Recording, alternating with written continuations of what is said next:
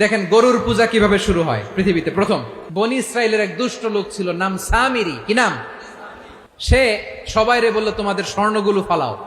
স্বর্ণগুলো ফেললো, বনি ইসরায়েলের স্বর্ণগুলোকে গলিয়ে সে একটা গরুর বাচ্চা বানালো। গোবৎস। কিসের বাচ্চা? দেখেন গরুর পূজা কিভাবে শুরু হয় পৃথিবীতে প্রথম। গোবৎস পূজা, গরুর বাচ্চার পূজা কিভাবে। সে স্বর্ণ গলিয়ে গরুর বাচ্চা করে জিব্রাইল আলাইহিস সালাম যে জমিনে এসেছিলেন, ওই ফেরেশতার পায়ের নিচের একটু মাটি সে বুদ্ধি করে প্যাকেটে রেখে দিছিল। সে গরুর বাচ্চা বানায় স্বর্ণ দিয়ে গলিয়ে ওই মাটি এটার মধ্যে ঢুকাই দিচ্ছে ভেলকি দেওয়ার জন্য।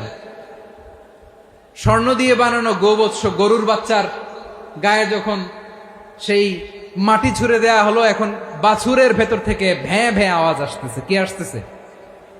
সবাই তো অবাক। সামিরি বলে, আরে তোমরা যে 70 জন দিয়ে মুসা আলাইহিস সালাম রে পাঠাইছো ওইদিকে, এত ঘুরতেছে, আল্লাহরে খুঁজে পায় না, আল্লাহ তো এটার ভিতরে ঢুকছে। নাউজুবিল্লাহ বলবেন না?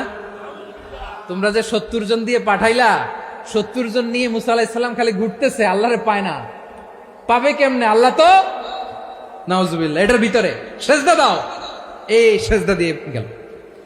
আল্লাহর নবী হারুন আলাইহিস সালাম বললেন, খবরদার, এটা সুস্পষ্ট শিরক। আল্লাহ সব গুনাহ মাফ করে, শিরকের গুনাহ মাফ করে না। খবরদার, তোমরা থামো। কে শোনে কার কথা? এই যে যেমন এখন আপনারা আমার কথা শুনতেছেন না? শুনতেছেন? হারুন আলাইহিস সালাম বললেন, খবরদার, এই শিরকি কাজে তোমরা সংযুক্ত হয়ো না। তোমাদেরকে কি মনে নাই আমার ভাই মুসা আলাইহিস সালাম কি বলছে? আল্লাহ শিরক মাফ করে না, খবর ভয় করো। শুধু এতটুকুই তিনি বুঝালেন, দাওয়াতি কাজ পালন করলেন, কিন্তু প্রতিরোধ করেন নাই, সশস্ত্র সংগ্রামে লিপ্ত হন নাই, বাধা দেন নাই। কারণ গৃহযুদ্ধ বেঁধে যেতে পারে। উনি ভাবলেন, আমি যদি আমার বাহিনী নিয়ে দাওয়াত দেওয়ার সাথে সাথে প্রতিরোধ করি, আক্রমণ করি, ওরাও আমারে আক্রমণ করবে, ব্লাডশিট হবে, রক্তপাত। এমন অবস্থা হবে বনি ইসরায়েলের মধ্যে, যেটা হয়তো আমার ভাই মুসাও কন্ট্রোল করতে পারবে না। সুবহানাল্লাহ কইবেন না? এক একজন নবীকে আল্লাহ তাআলা কি ইন্টেলেক্ট দিয়ে পাঠিয়েছেন। তিনি ভাবলেন, আমি দাওয়াতি কাজটাই করি, এটা যে হারাম এটা থেকে শুধু বারণ করি, কিন্তু প্রতিরোধ না করি। আমি যদি ঐক্য ধরে রাখতে পারি, বাকিটা আমার ভাই সামলে নেবে। সুবহানাল্লাহ। হারুন আলাইহিস সালাম প্রতিরোধ করলেন না। বনি ইসরায়েলের মধ্যে গৃহযুদ্ধ বেঁধে যাওয়ার আশঙ্কায় প্রতিরোধ করলেন না, আক্রমণ করলেন না, শুধু দাওয়াত দিলেন। ইন দা মিন টাইম মুসা আলাইহিস সালাম আল্লাহর সাথে কথা বলে যখন ফিরে আসলেন, দেখলেন বনি ইসরায়েলের অধিকাংশ লোক মুশরিক হয়ে গেছে। মুশরিক হয়ে গেছে। মুসা আলাইহিস সালাম রেগে গেলেন।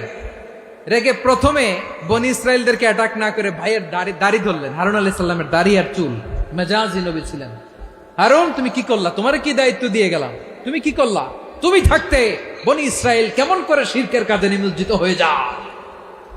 সাইয়েদনা হারুন আলাইহিস সালাম বললেন, ইন্নী, কোরআন সাক্ষী, কোরআন থেকে কোট করছি, ইন্নী خشيت أن تقول فرقت بين بني إسرائيل ولم ترقب قولي।